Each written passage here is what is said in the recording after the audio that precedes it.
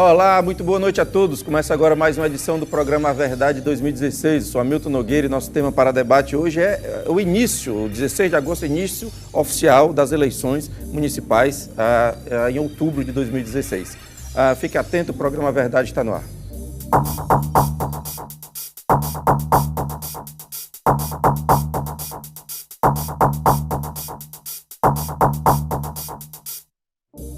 Olá, estamos no ar, lembrando sempre, você participa, 3486-1721, Twitter Hamilton Nogue, Facebook Hamilton Nogueira, participe ao vivo nesta terça-feira, lembrando que às sextas e aos domingos, e ambos os dias a partir das 23 horas, você terá a oportunidade de ver, rever ou recomendar os nossos programas. Além de você que participa de casa, aqui conosco no estúdio hoje estão Patrícia Teixeira, ela é professora e cientista política, fazendo a sua estreia aqui no A Verdade. Conosco também, Lígia Mello, você já o conhece, já algumas vezes conosco, ela é professora de Direito Administrativo, além de ser presidente do Instituto Cearense de Direito Administrativo. Conosco também, Maia Filho, fazendo sua estreia, ele é advogado, especialista em Direito Público e mais uma estreia, Aurísio Freitas, que é consultor político. Senhores, senhoras, muito boa noite, imenso prazer recebê-los. Programa Verdade falando da eleição agora em outubro, de prefeitos e vereadores, célula importantíssima na nossa República, mas às vezes a gente acha que não é tão importante, principalmente nos legislativos, né? Pois bem, eu queria começar com a Lígia sobre, tem proposta, tem viés ideológico, né, na eleição municipal, ou é muito paroquial? Tem direita e esquerda? Isso que a gente vê tão comum no plano federal. Isso vai se estabelecer também no plano municipal? Boa noite, imenso prazer recebê-la mais uma vez. Obrigada, Milton. Boa noite a todos os colegas. Boa noite às pessoas que estão nos assistindo. Veja, no meu entendimento, é aqui no campo do território da cidade que esse viés se ressalta mais forte. Talvez a dimensão que se tenha no campo político federal seja maior, exatamente porque nós vamos ter os meios de comunicação tomando conta de tudo isso, mas não há dúvida que a questão ideológica é muito fortemente tratada no campo territorial urbano. Nós vamos ver, inclusive, esse vai ser um ótimo teste, né, para a população brasileira, depois de tanto debate sobre a questão política. A política tem entrado numa temática diária da população, demonizada e também, ao mesmo tempo, sendo resgatada por quem estuda sobre o tema. Mas o fato é que é no campo municipal que as disputas elas são mais acirradas e, portanto, ideologicamente mais firmes, fortes. Você falou teste e é impressionante porque a eleição se estabelece já tendo congressistas falando sobre rever alguns posicionamentos da última lei. Queria saber do meu amigo Aurísio Freitas, financiamento. Que mágica que vai acontecer? Acho que é o maior problema hoje dessas eleições. Eu não sei se você concorda com isso, é o financiamento. Como é que está acontecendo aí, Aurísio? Como é que vai se dar essa eleição, sem saber se pode gastar, todo mundo com medo de lava-jato, enfim. Boa noite, prazer recebê-lo. Boa noite, Hamilton. Boa noite a todos. Boa noite ao telespectador que nos assiste. Sem sombra de dúvida, um dos maiores, digamos, temas polêmicos, inclusive, temas mais polêmicos que estão sendo debatidos. Ninguém sabe ao certo ainda, Hamilton, o que vai acontecer. Essa primeira eleição após a Lava Jato, após uma série de situações que colocaram a política na defensiva, muitos prefeitos com direito à reeleição não estão exercendo esse direito, abriram mão de disputar, e esse número é bem maior do que a gente imagina, e muitos ainda desistirão dentro do pleito eleitoral. Sobretudo pela dificuldade, primeiro, de pedir o voto ao eleitor, um desgaste muito grande. Mesmo a política municipal ela sendo mais apaixonante, ela sendo uma política, digamos, de um embate mais direto entre grupos, mesmo assim há uma dificuldade muito grande de chamar o eleitor para a eleição, de chamar para a participação, para o debate, para a comparação das propostas.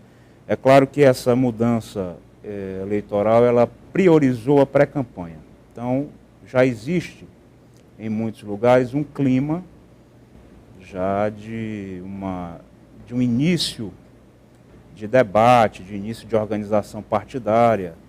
A pré-campanha se estendeu bastante com a reforma, mas ainda assim, por conta de toda essa situação política que nós vivemos em nível nacional, há um impacto direto na eleição municipal. E você me perguntava sobre financiamento, para a gente arrematar. Esse, sem dúvida, é um dos principais problemas, porque os políticos estão com medo de colocar a campanha nas ruas sem ter como justificar, muitas vezes, e sem ter como buscar recursos para quitar os valores que precisarão ser gastos. Campanha custa, fazer democracia custa muito. Então, quando você tira de cena o financiamento empresarial, com toda a crítica que se possa fazer ao financiamento empresarial, eu creio que é muito mais até uma questão de controle. Sim. Né? Mais fiscalização, do que efetivamente proibir o financiamento empresarial. Mas quando você tira esse financiamento... É provável que essa regra seja revista, né? Há uma discussão, acho que é um fortalecimento dos partidos também, do fundo partidário e os partidos bancários as campanhas. Mas em relação ao financiamento empresarial, por toda a crítica que se faça, ele garantia minimamente uma condição para que os candidatos pudessem colocar a campanha na rua. E hoje isso não acontece, e a minha preocupação, Hamilton, não é mais com Caixa 2, é com Caixa 3, com Caixa 4, com Caixa 5.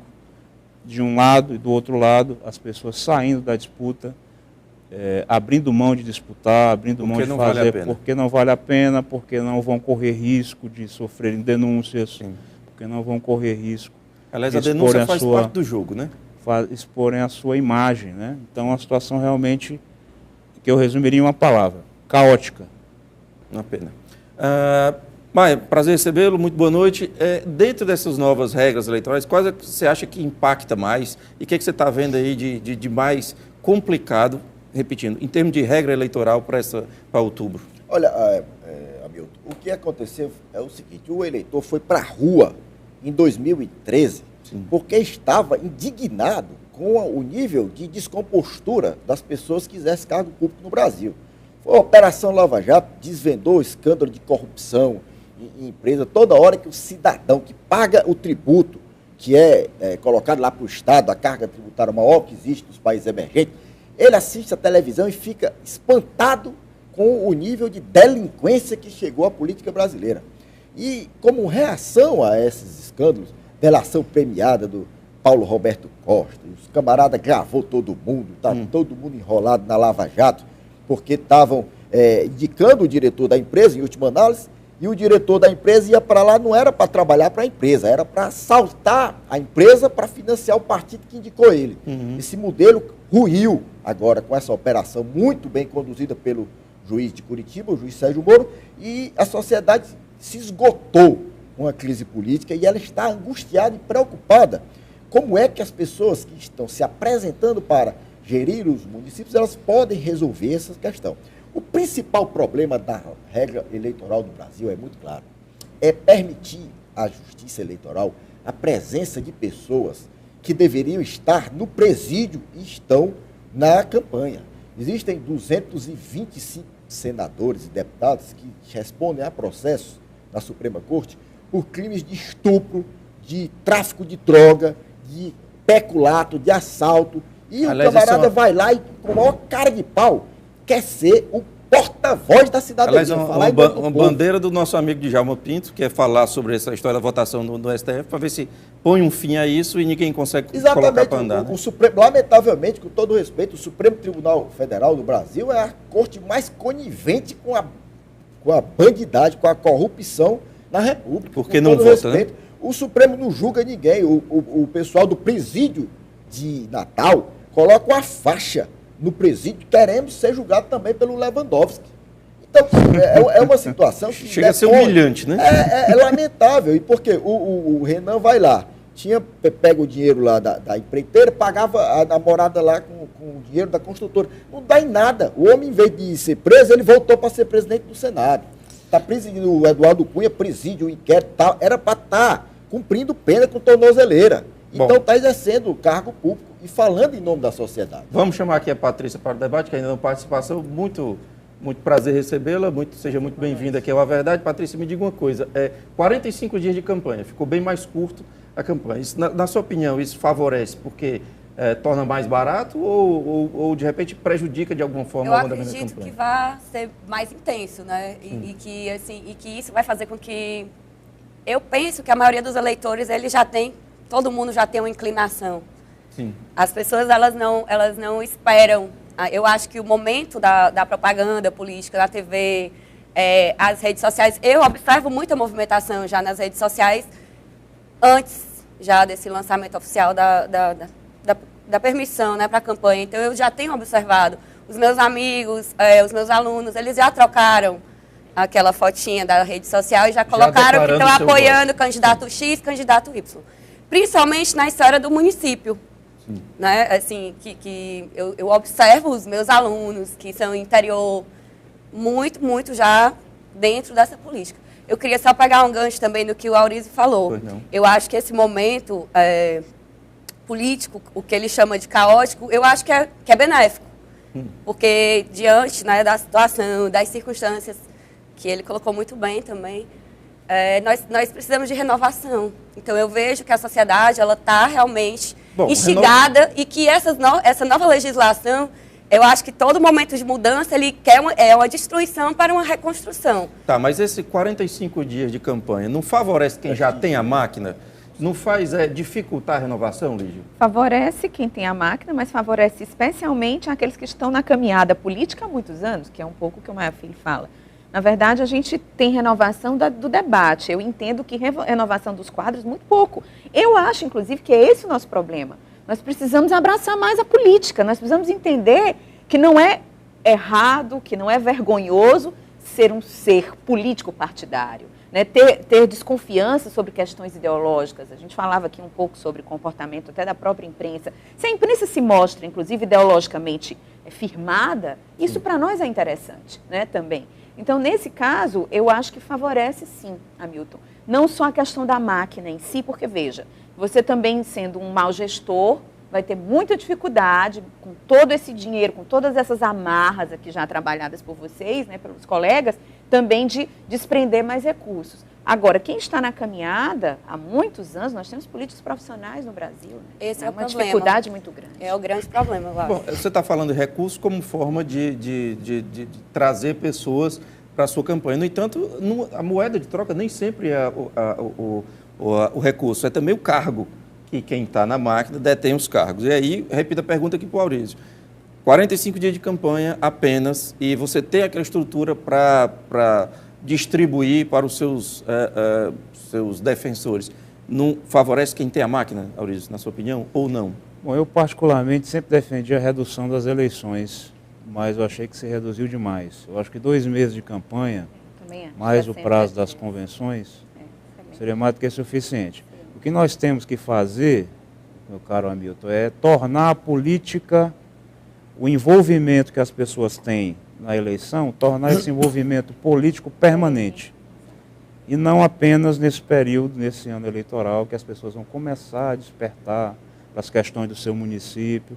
Nós temos, na verdade, que trabalhar uma educação política que garanta que as pessoas se interessem por política, independentemente do período eleitoral.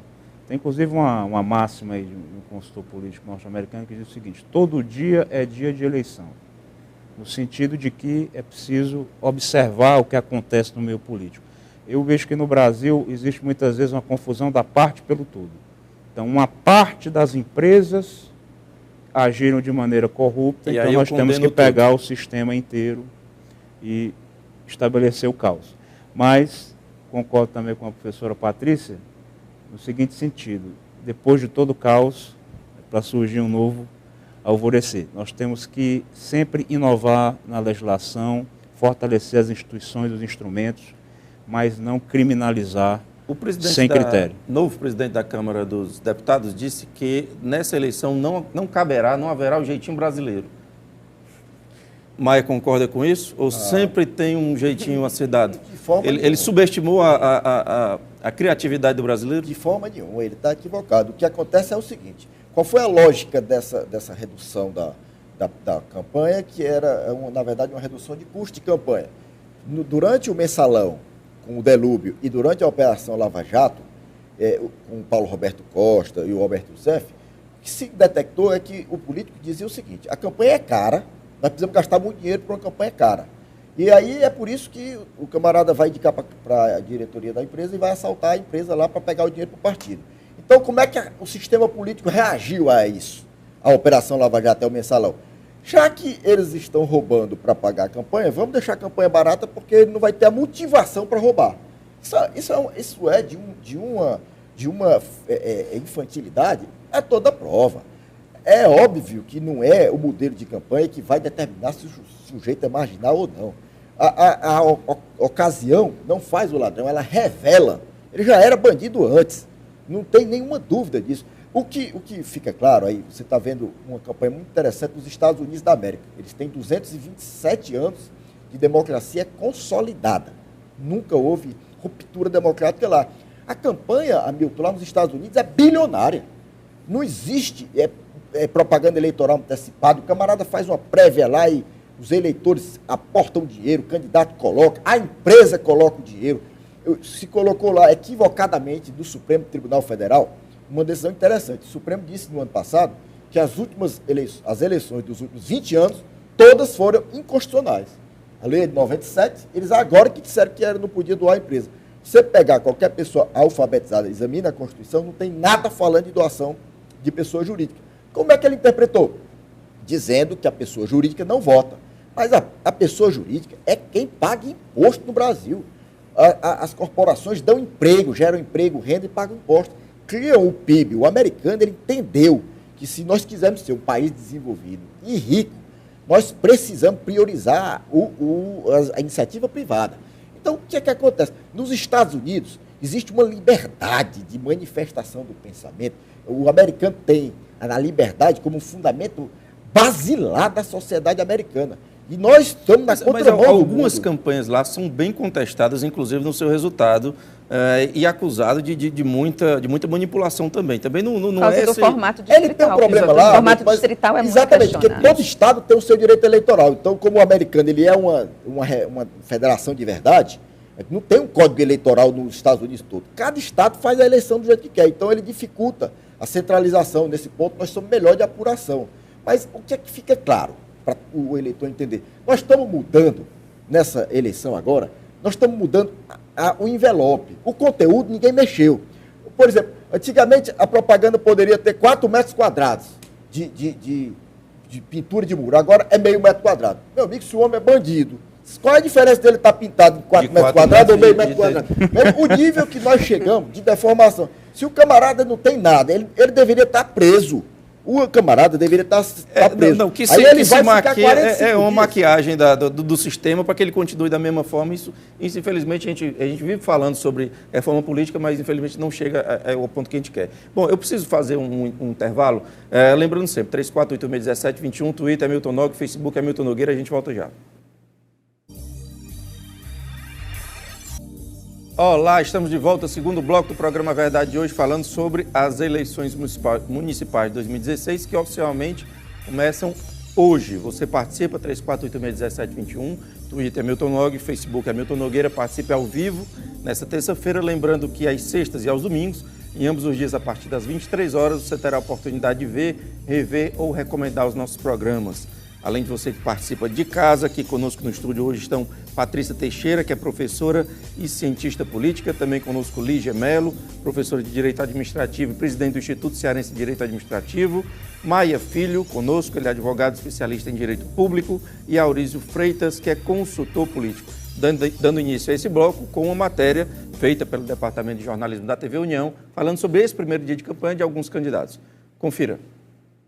O prefeito Roberto Cláudio tenta a reeleição, desta vez pelo PDT. O candidato começou a campanha no bairro Vila Velha. Durante a caminhada, fez um balanço das ações da gestão na região. Vila Velha é um dos maiores bairros da cidade de Fortaleza e um bairro que já recebeu algumas ações nossas.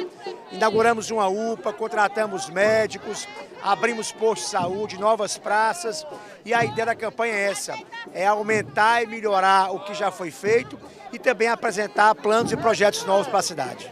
Qual vai ser o maior desafio nessa campanha devido às novas regras? Se adaptar a fazer uma campanha curta, intensa, nas ruas, conversando com o povo, é isso. Disputando pela primeira vez, Ronaldo Martins, do PRB, realizou uma ocupação, saindo da Praça José de Alencar até a Praça do Ferreira, no centro. O candidato disse que vai reestruturar as regionais, para cortar gastos. Falta investimento lá no bairro, onde tem a maior concentração de problemas. O que nós vamos fazer? Nós vamos desmanchar as regionais e vamos descentralizar. A prefeitura agora estará lá no bairro, junto do povo. Nós vamos criar as ouvidorias, a ouvidoria do bairro. Eu fui o criador da ouvidoria da Assembleia Legislativa, fui o ouvidor por 7 anos. E a ouvidoria ela recebe as demandas da população e ela encaminha para as secretarias. Os servidores da secretaria serão então espalhados nas nossas 119 ouvidorias por toda a Fortaleza. O centro também foi escolhido pela ex-prefeita Luiziane Lins do PT, que chegou de Fusca para começar a campanha. Concorrendo pela 3ª vez, depois de 8 anos de gestão, ela comparou a administração petista com a de Roberto Cláudio. Nós vamos retomar todos os programas sociais que foram encerrados, nós vamos dar uma grande olhada de forma muito sistemática para a saúde, porque a gente sabe que houve um desmonte completo e absoluto. Nós vamos trabalhar de novo com o turismo, que durante todo o nosso governo foi a cidade que mais trouxe turistas para cá, nacionais. Fortaleza estava nesse momento, um momento muito ímpar do turismo. Nós vamos fazer a beira-mar, porque nós deixamos o projeto feito, deixamos o recurso e até agora nada aconteceu. Então nós vamos retomar para fazer a Orla, dar continuidade ao projeto Orla. Desde a meia-noite, os candidatos já podem pedir o voto do eleitor pelas redes sociais. A campanha já ganhou as ruas, mas o momento mais esperado mesmo é o dia 26 de agosto, quando começam os programas de rádio e televisão. Só uma informação adicional, dia 18, Aurísio, a divulgação de pesquisas, é isso? Não, início de campo de uma pesquisa do IBOP. Início de campo, e aí provavelmente são o quê? 10 dias? 5 dias de registro, após o registro para a divulgação. Nenhuma restrição em relação à pesquisa não, né? Quiseram modificar isso? Constitucional, que seria uma norma que não poderia ser divulgada pesquisa 15 dias antes da eleição e o Supremo entendeu que violava o direito de liberdade de imprensa. O que ainda falando, pegando gancho de pesquisa, o que me preocupa é que a recente pesquisa disse que a grande preocupação da população era a saúde, a segurança e, em terceiro lugar, aparecia a geração de emprego, que até então não era muito comum aparecer. E o que eu pergunto aqui, eu lanço a pergunta para vocês, é que será que mais uma vez a gente vai ficar a cargo das pesquisas para poder ouvir sempre as mesmas conversas? Assim, tem tantas outros assuntos, cultura, urbanidade, mobilidade, tantos outros, mas a gente vai continuar no passo do profissional de marketing? Patrícia? Eu acho que é porque falta tanto o básico que você vê os próprios candidatos, né? Eles vão, uma já está falando, como a gente acabou de ver aí, já vou retomar os programas sociais. Peraí, é um contexto geral. Né? As coisas que estão acontecendo, elas não acontecem só no município, nós estamos numa federação. Então, assim, a gente sabe que os cortes sociais, a maioria está vindo de cima para baixo, não é uma questão pura e simples municipal. De querer, eu quero, eu retorno, não, eu quero voltar ao programa tal, não é assim. A gente sabe que existe, nós somos uma república federativa. Né? Hoje os programas eles são centralizados, lá a maioria dos recursos da União tem a participação dos municípios, mas é uma coisa, eu vou retomar. Não, calma, você tem que ver o contexto nacional, né? O momento pelo qual o Brasil passa, isso se reflete diretamente nos municípios. Eu não posso sair dizendo que vou fazer, que vai acontecer, sendo que o contexto nacional ele está demonstrando um momento de recuo, principalmente dos investimentos sociais. Nesse caso, a gente tem um comportamento ideológico aí aparecendo. E, no meu entendimento, ele não está equivocado, porque ele vai encontrar um anseio popular. O que eu acho que é complicado, que talvez fosse interessante, ao invés de ficar a reboque das pesquisas, um bom candidato seria aquele que pautasse também. Essa é uma grande diferença, por isso que eu falei de teste no início, de um candidato que vai pautar temas como saúde, educação, trabalho, com certeza, emprego, né? Emprego formal, eu acho que isso vai entrar muito na pauta, mas é importante para qualquer candidato que ele firme o seu pé aonde ele... E que demonstre personalidade própria. Personalidade, isso aí. Bom, nós temos uma ligação. Alô, boa noite. Alô, boa noite, tudo bom? Tudo bem. Seu nome, por favor? É Rogério aqui da Maraponga. Rogério, imenso prazer falar com você, Rogério. Você tem pergunta ou comentário para os nossos convidados? Eu vou fazer um comentário para eles falarem um pouco sobre isso, tá bom? Fique à vontade. Olha, a campanha para a Prefeitura de Fortaleza, que é o tema, eu acho que ela tem influência com o sistema nacional, que está havendo negócio do impeachment, do golpe, do presidente interino. o presidente biônico golpista. Sim. Então, aqui em Fortaleza, o senhor Roberto Cláudio, que é candidato, se aliou a um partido golpista do DEM, que é o Caiado na imagem do Moroni. Os irmãos gêmeos, Roberto Cláudio e Moroni. É o baixo e o alto. Então, eu acho que isso foi muito. Então, as pessoas... Caiu? Bom, caiu, uma pena, Rogério, mas assim, eu já entendi o que você quer falar, que é a ligação entre município e governo federal. E assim, há uma conexão rápida. Do que depende? O que é pré-requisitos? O que vocês entendem aí dessa ligação? Olha, eu acho o seguinte, o eleitor, ele não está muito ligado com esse negócio de direita, esquerda. Até os partidos, é tanto partido que o eleitor nem sabe, consegue nem decorar. São 29 partidos. Isso é irrelevante para o eleitor? Eu acho que é absolutamente, e está correto o eleitor, porque o partido não tem identificação nenhuma, base nenhuma, nenhum partido mais tem. O último que tinha se acabou. Então, o que é que acontece? O eleitor está preocupado, na verdade, é se ele vai ter o emprego dele garantido amanhã. Ele quer solução dos seus problemas. Mas é natural, e no mundo inteiro é assim. Se o filho dele vai estudar numa escola de qualidade, se o posto de saúde perto da casa dele vai atender a família dele quando ele estiver necessitado, se ele vai chegar lá no hospital e o hospital vai funcionar, o candidato tem que apresentar uma proposta. O que nós precisamos, não adianta fazer regra. O partido político ele é um mero instrumento. E no Brasil, sequer ele tem conteúdo, uma densidade ideológica alguma. Ele é uma entidade vazia, completamente vazia. O eleitor não tem identificação alguma com o partido. Ele está preocupado em apresentar uma pessoa que possa satisfazer os anseios dele de resolver os problemas de mobilidade, de segurança, de saúde, de educação. Esse aqui é o tema. Maurício?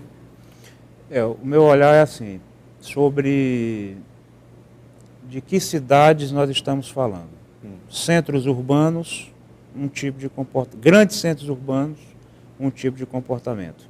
Agora, 80 e poucos % dos municípios brasileiros que têm até 30 mil habitantes, aí realmente esse debate não deverá chegar com tanta força. Os outros 20%... A gente comete o erro de quando faz um debate desse tipo, a gente se concentra muito nos problemas e nos comportamentos da capital.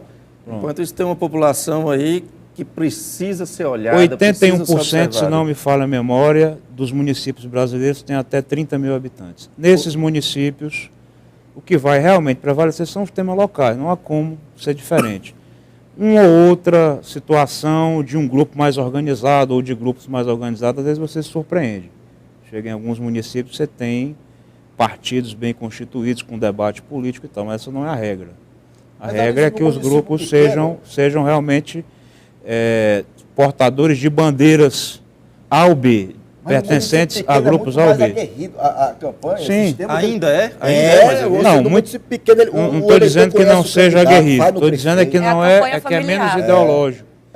Mas é mais pautado nos problemas. Ele quer resolver a praça, ele diz o nome da praça, ele diz que o posto de saúde tal não funciona, que o hospital da cidade tal não funciona. Estamos falando a mesma língua, que é mais ou menos o que se fala também. Assim, não existe varrição de rua de direita nem de esquerda. Existem ruas sujas ou limpas. Exato. Mais ou menos nessa linha.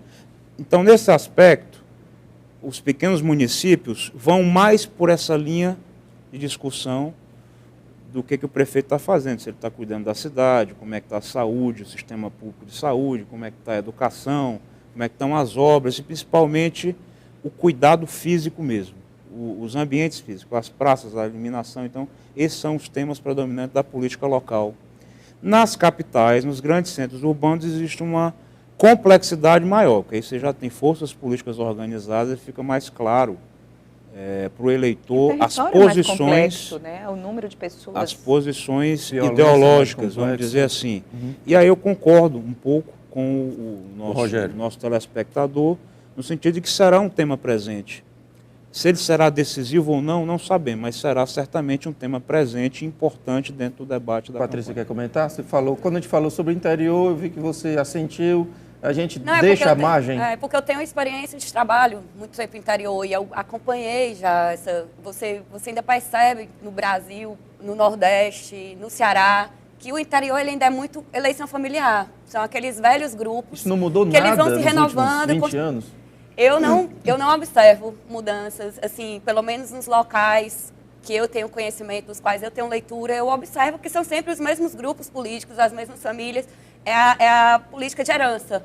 Né? O pai vai colocar o filho, Passar depois o vai poder colocar para o o filho. o poder. Dificilmente você quebra a polarização. É do muito complicado no município, porque tem muito forte ainda essa cultura da política familiar. E isso vai se passando como se fosse uma tradição. Eu vou te dar, meu filho, de herança, que hoje eu sou prefeito, amanhã eu vou botar meu filho. Te dá a Aí minha há cidade. uma A minha lacuna da cidade, a cidade é reforma. nossa, da família A, da família Amigo, B. há uma lacuna da reforma. A reforma não possibilitou ao cidadão se candidatar sem partido. Eu acho isso um grande erro, uma lacuna E absurda. olha, Porque quebrar não é essa renovação, essa- porque os partidos têm dono.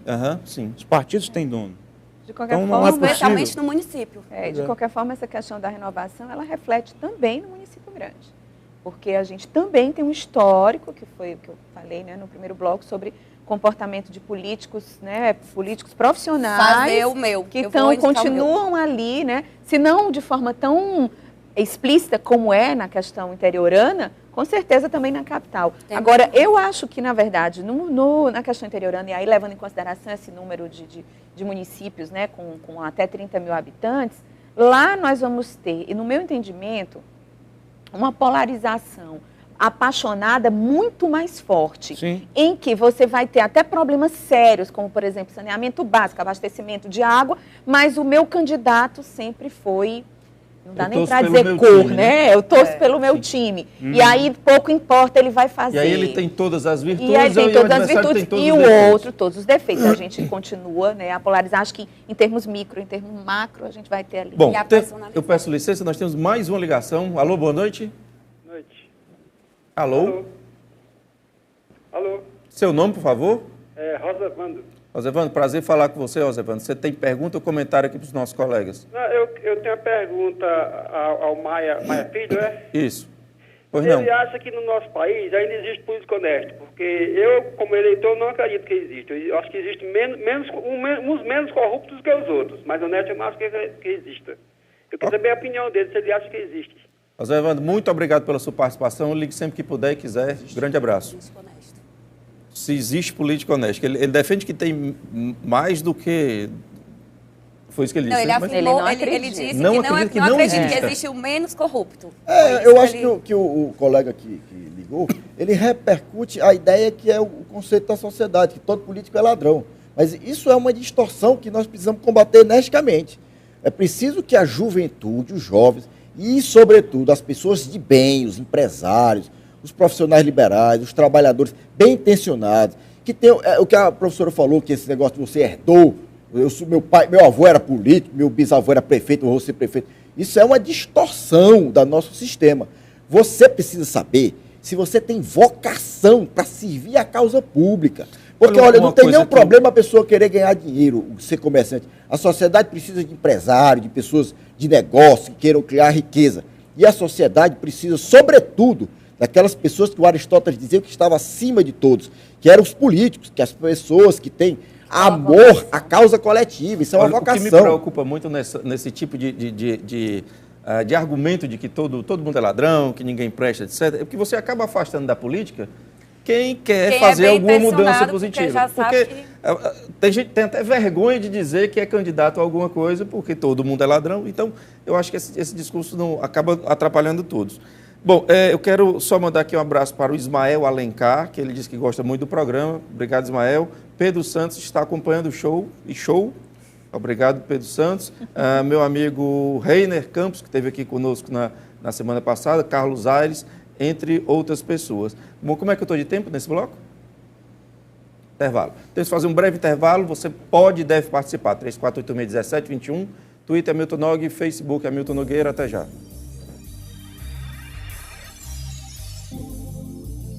Olá, estamos no ar, o último bloco do programa Verdade de hoje, falando sobre eleições municipais que começam oficialmente hoje, 16 de agosto. Serão 45 dias extremamente rápidos para você decidir prefeito e vereadores. Não esqueça dos vereadores, não esqueça das casas legislativas. Eu costumo dizer que o que há de melhor e de pior estão lá. Então você tem que prestar atenção nos seus congressistas. 3486-1721, Twitter é Milton Nog, Facebook é Milton Nogueira. Participe ao vivo nesta terça, lembrando que às sextas e aos domingos, em ambos os dias a partir das 23 horas, você terá a oportunidade de ver, rever ou recomendar os nossos programas.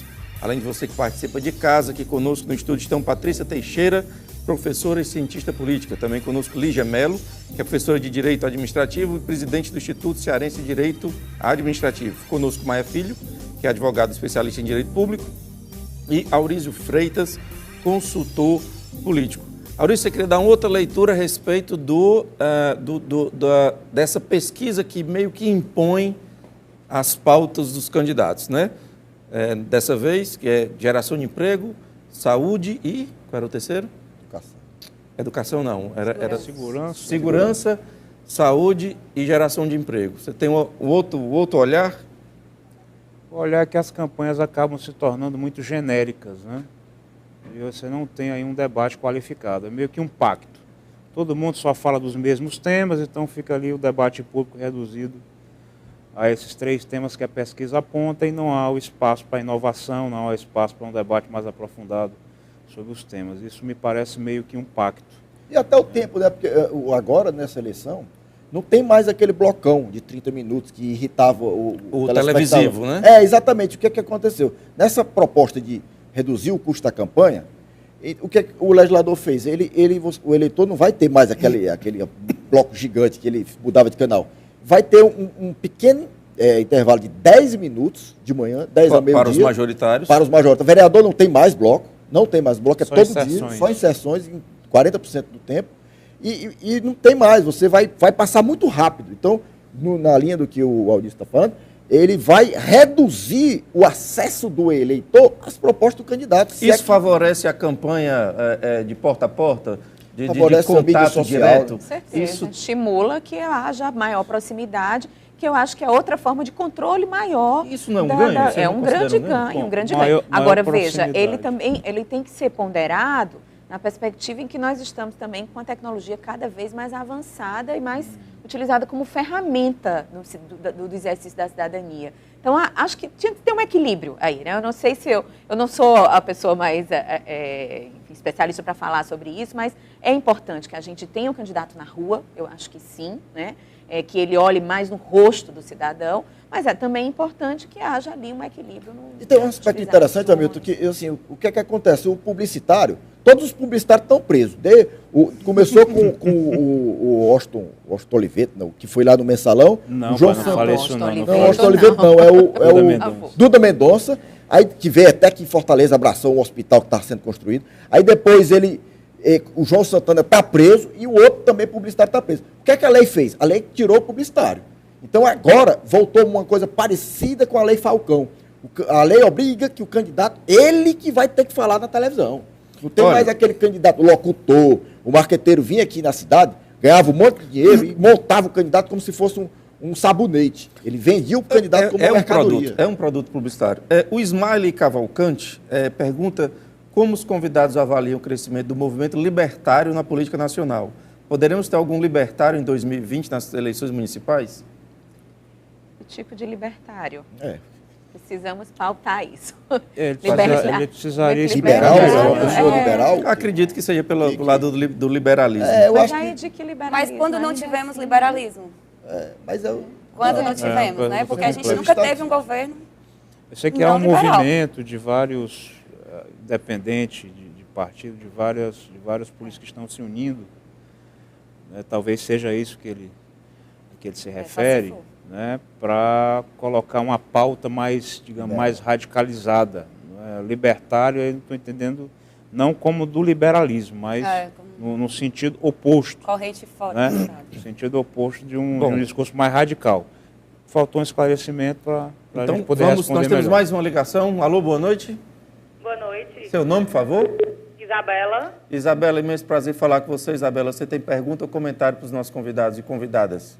Eu queria lançar o seguinte questionamento para os convidados. Se eles acreditam que, diante do nosso contexto político atual, em que nós tínhamos um partido de esquerda à frente da sociedade e o estrago todo que foi feito no país de uma forma bem visível, Sim. Se eles acreditam que nesse próximo período de candidatura, esses partidos de esquerda tipo PT, PSOL, Sim. vão conseguir eleger bastantes candidatos. Ok. Isabela, você fala de onde? De que bairro? Do Parque Manibura. Parque Manibura. Isabela, imenso prazer falar com você. Grande abraço, ligue sempre que puder e quiser. Quem responde é a Isabela. Minha opinião é a mesma. Grandes centros urbanos é um comportamento, cidades menores é outro comportamento. Nas cidades menores está em vantagem aonde? Nas cidades pequenas. Nas cidades pequenas, porque há um movimento, e a gente observa isso aí, de tratar dos temas locais, fugir do debate nacional e concentrar-se nos temas locais. Então, partidos que tradicionalmente buscavam fazer esse debate mais ideológico, mesmo nos municípios do interior, estão optando em seguir um caminho de um debate menos ideológico e mais propositivo dentro da realidade do município. Isso é uma estratégia até por conta do desgaste que se imagina que vai repercutir na eleição. Eu vou permitir aqui divergir radicalmente.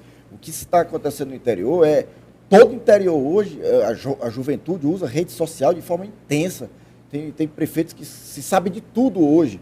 E esse escândalo que a ouvinte falou, Isabela, realmente repercute e vai ser uma pauta, porque se associou uma determinada agremiação a uma espécie de organização criminosa. Sim, mas outra esquerda pode surgir, mas a esquerda... Eu gostaria de dizer que o PT recebeu um volume de registros de pessoas, inclusive juventude, nesses últimos 12 meses, quem trabalha com dados... Não reduziu para 80%? Não, de jeito nenhum, aumentou. O Tribunal Regional Eleitoral pode dar afiliação ao partido. Então essa é uma demonstração de uma tentativa de inovação, de uma ideologia que talvez esteja atrelada a um partido, que é o maior partido de esquerda, que aí, né, ressalvados aí o que tiver que ser feito de crítica, mas eu concordo com a questão da pauta local. A pauta local, ela é muito forte, a gente está vendo aí, e aí vejam, nós falamos de municípios do interior, não é só no Ceará, é no país inteiro, né? É bom lembrar disso. Então, vemos no caso, por exemplo, de Fortaleza, as pautas da esquerda, com filiação pura, ou seja, reafirmando num momento de debate nacional a sua postura, sua posição política, de uma forma muito corajosa, porque vai ser difícil dialogar, debater. Com relação aos municípios menores, eu vou muito pela sua linha. Não existe essa diferença, não existe mais aquela diferença do cidadão. O camarada que morava no município do interior, ele era considerado o habitante de uma zona rural. Essa divisão da zona rural... Você acha que está menos impactante?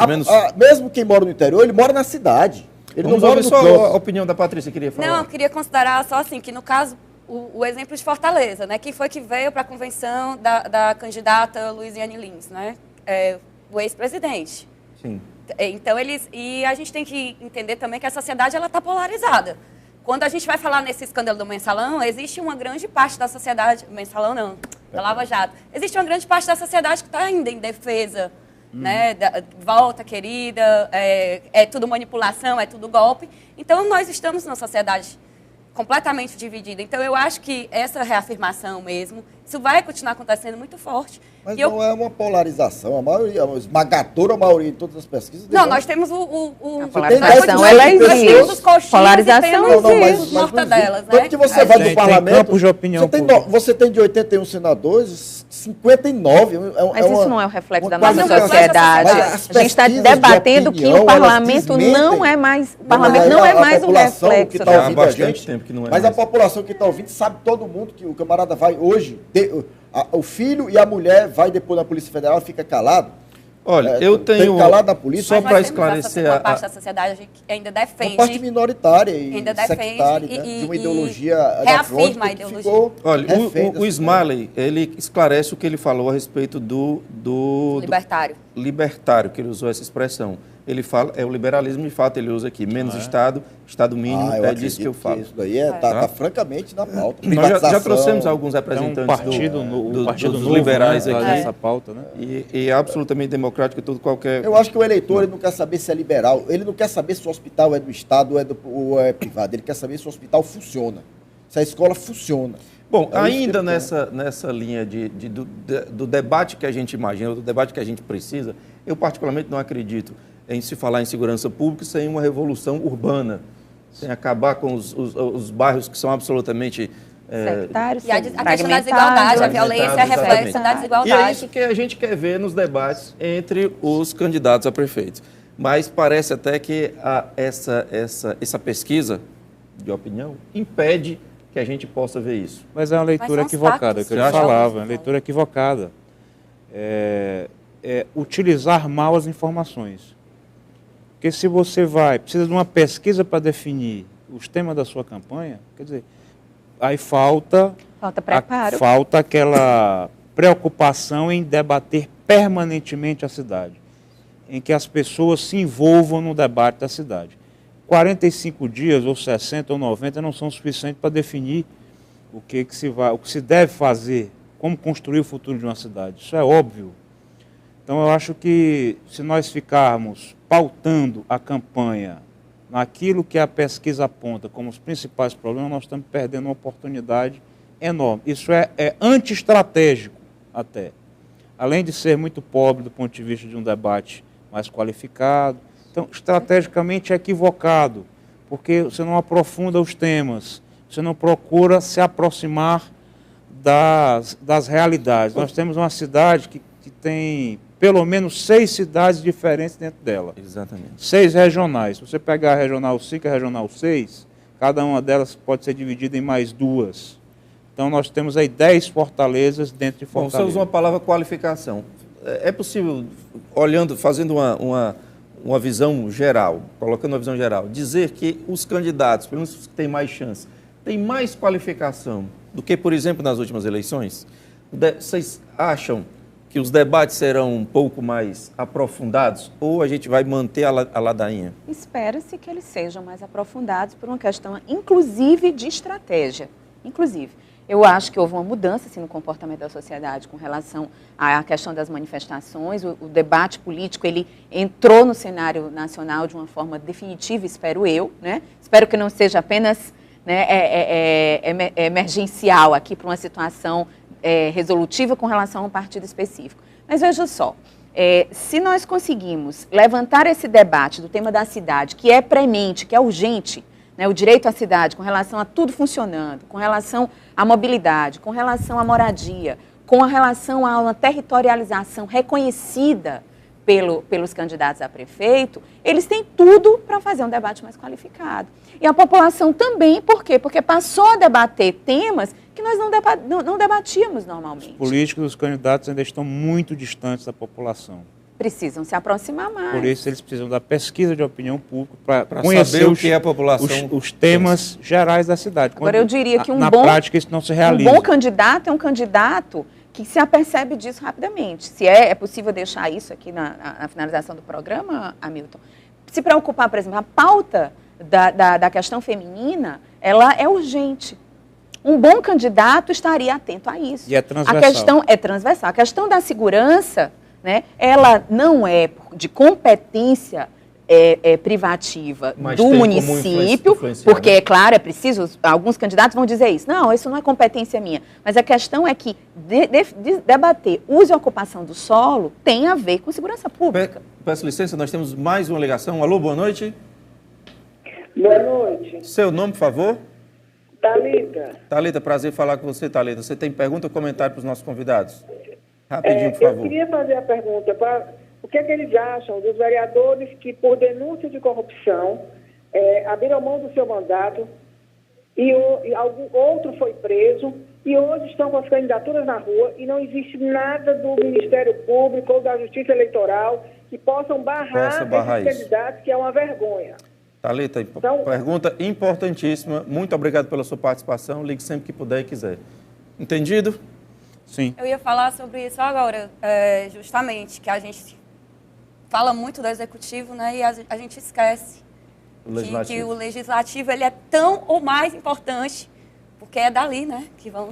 Primeiro poder. E assim, nós geralmente esquecemos em quem votamos, ou votamos o vereador amigo do fulano, que é amigo do cicrano, porque o fulano pediu para eu votar. Isso muito no E grande parte desses escândalos acontece porque a gente justamente não sabe em quem vota. Exatamente, a gente não conhece, né? E não sabe a importância do legislativo. A gente faz assim, exatamente, desconhecemos. E outra questão que eu acho assim primordial é a qualificação desse legislativo. Né? Não existe dentro da lei brasileira. Se você sabe ler, você já pode ser um candidato, mas ele não tem competência, ele não tem capacidade nenhuma para legislar. Com que ferramentas, né? Por que quando eu vou fazer um concurso público, é uma coisa assim que eu nunca vou entender. Para eu ocupar um cargo público que não seja eletivo, eu tenho que estudar, tenho que fazer cursinho, tenho que concorrer com milhões de pessoas e provar minha competência ali. Por que que o nosso legislativo ele é composto pelo fulano que é mais amigo, que conseguiu juntar o recurso financeiro para fazer a campanha e não se preocupa minimamente com a questão da qualificação? Rapidamente, alguém quer fazer um comentário? Isso aí, a perplexidade da ouvinte é exatamente isso. Ela está espantada como é que uma pessoa envolvida em corrupção se candidata, desfila no meio da rua e ninguém manda prender ou no mínimo tirar da campanha.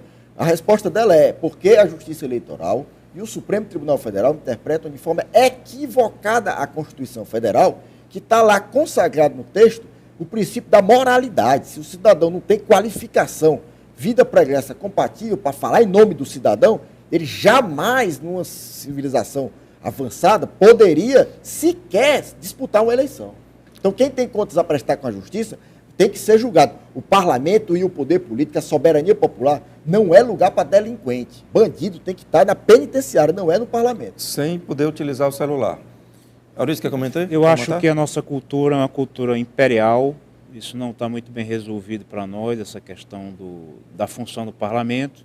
Eu acho que a sociedade ela marginaliza o parlamento, não há um acompanhamento da ação dos vereadores e quando a sociedade fica longe do poder público, todo tipo de problema pode acontecer. O próprio parlamento ele dificulta isso, porque hoje tem mecanismos de tecnologia da informação que poderia tornar muito mais fácil o acompanhamento do exercício. Mas isso também não... Mas aí me permite a própria pauta da imprensa. A pauta da imprensa e as o próprio interesse das audiências, instituições em acompanharem o dia a dia do legislativo. Eu peço desculpas, infelizmente eu tenho que encerrar o programa, nós temos 1 minuto e 40, 1 minuto e 50 no máximo, e eu costumo dar 25 segundos absolutamente democráticos e livres para cada um fazer suas considerações finais. Começar ali pelo meu amigo Aurísio Freitas. Fique à vontade, Aurísio. A política ainda é a atividade mais importante da sociedade. Então nós temos que ter em mente isso. Não há nenhuma outra atividade que seja mais importante do que a política. A política é que estabelece o avanço ou o retrocesso da sociedade. Então você, cidadão, você, cidadã, que está acompanhando esse programa, tem que entender que tudo começa na sua participação.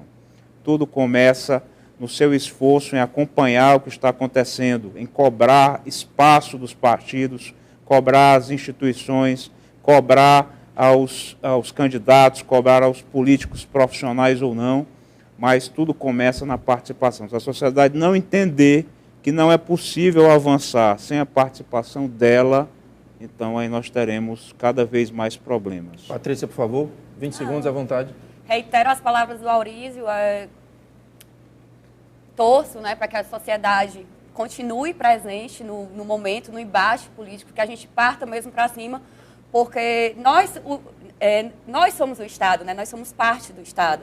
Então, enquanto a sociedade ela não se educar, não buscar se conscientizar para poder realmente interferir nos processos, nós vamos continuar a mercê dos políticos profissionais, dos partidos, e nada muda. A questão é muito simples. Todo mundo precisa entender, que assistiu esse programa, que o poder político pertence ao povo. A soberania é do povo.